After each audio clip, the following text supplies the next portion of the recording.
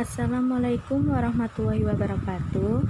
Kami dari kelompok 13 akan menyampaikan materi tentang tren dan isu selaput kewanitaan. Apa itu selaput darah? Selaput darah adalah lapisan selaput yang sangat tipis dan merentang di bagian bawah vagina wanita. Pada anak perempuan, selaput darah memiliki bentuk layaknya bulan sabit atau donat kecil. Umumnya, selaput darah berbentuk seperti cincin dengan adanya lubang kecil. Lubang tersebut memungkinkan keluarnya darah menstruasi.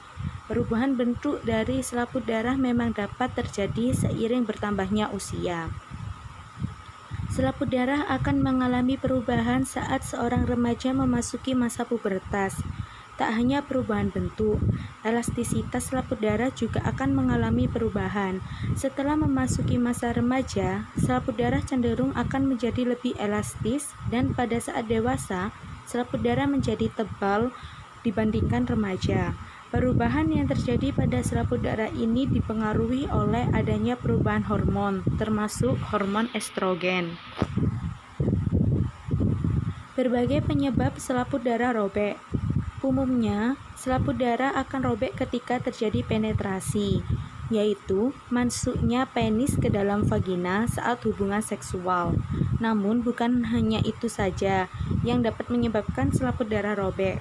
Aktivitas lain seperti olahraga berkuda, bersepeda, masturbasi menggunakan alat bantu seks, penggunaan tampon, dan tindakan medis tertentu juga dapat menyebabkan selaput darah robek.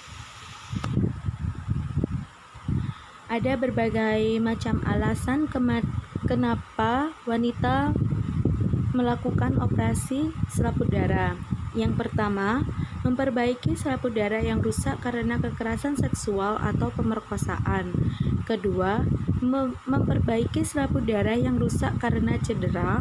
Yang ketiga, memuaskan pasangan dengan memberikan sensasi keluarnya darah saat berhubungan intim layaknya perawan. Yang keempat, mendapatkan status dan tanda keperawanan saat menikah.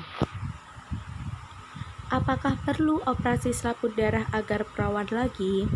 Perlu atau tidaknya seorang menjalani operasi selaput darah tergantung pada pribadi masing-masing, termasuk cara berpikir tentang keberadaan selaput darah dan kaitannya dengan keperawanan. Di Indonesia, keperawanan merupakan simbol kesucian dan moralitas seorang perempuan. Keperawanan didefinisikan sebagai kondisi selaput darah yang masih utuh ketika pertama kali berhubungan intim. Wanita dianggap tidak perawan jika tidak mengeluarkan darah dari vagina saat pertama kali berhubungan badan. Menurut Islam, apakah boleh melakukan operasi keperawanan?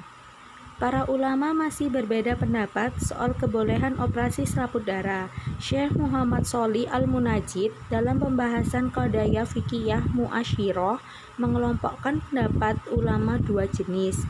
Yang pertama, ulama yang mengharamkan secara mutlak operasi tersebut, apalagi jika rusaknya selaput darah disebabkan karena wanita tersebut berzina.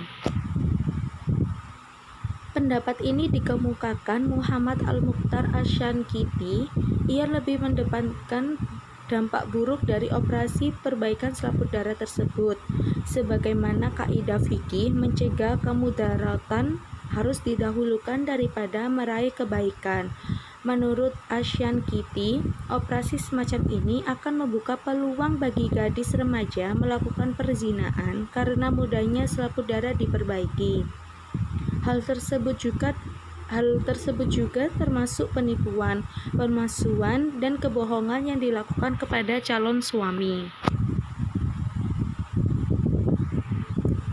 Hukum operasi mengembalikan keperawanan. 1.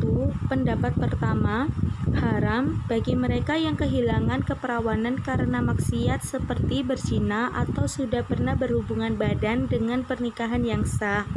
Syekh Khalid Al-Muslih menukilkan pendapat gurunya yaitu Syekh Muhammad bin Shaleh Al-Utsaimin.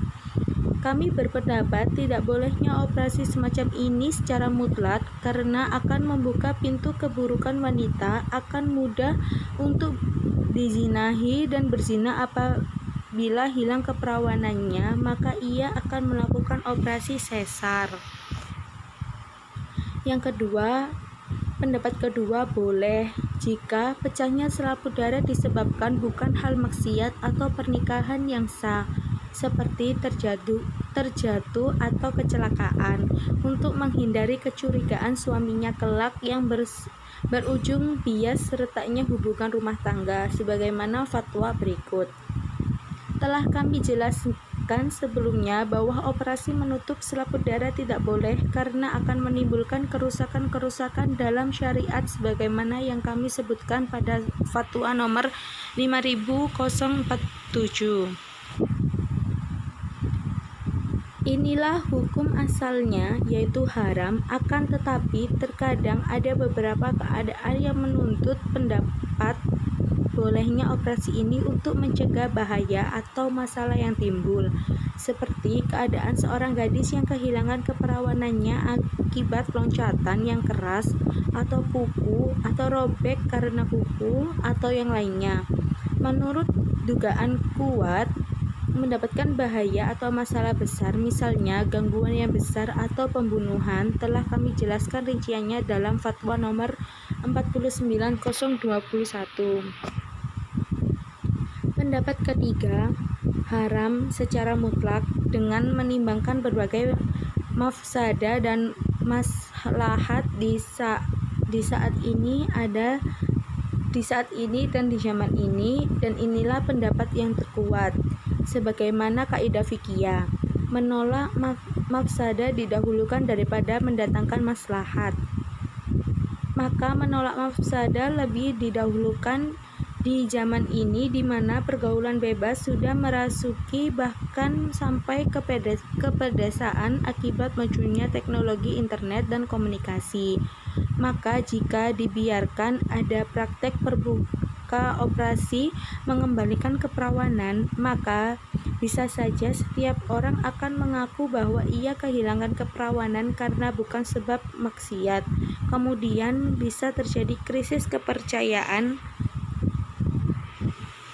Terima kasih. Sekian presentasi dari kelompok kami. Bila ada kekurangan atau salah kata, kami kelompok mohon maaf. Wassalamualaikum warahmatullahi wabarakatuh.